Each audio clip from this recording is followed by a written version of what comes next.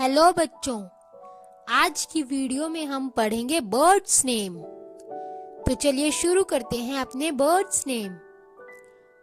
First bird हमारा है peacock, PEACOCK, peacock. Next bird है हमारा पैरट, PARROT,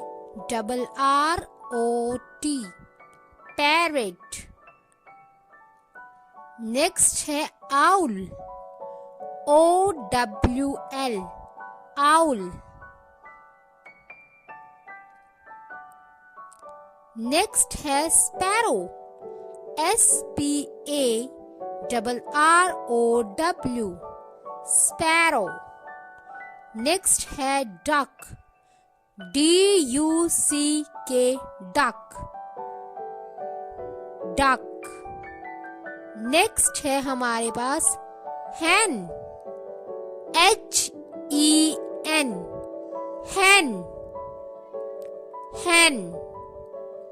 नेक्स्ट है क्रो, CROW, क्रो। नेक्स्ट है ईगल, EAGLE, ईगल। नेक्स्ट है स्वैन, SWAN, स्वैन। और हमारे पास लास्ट है किंगफिशर, KINGFISHER, किंगफिशर।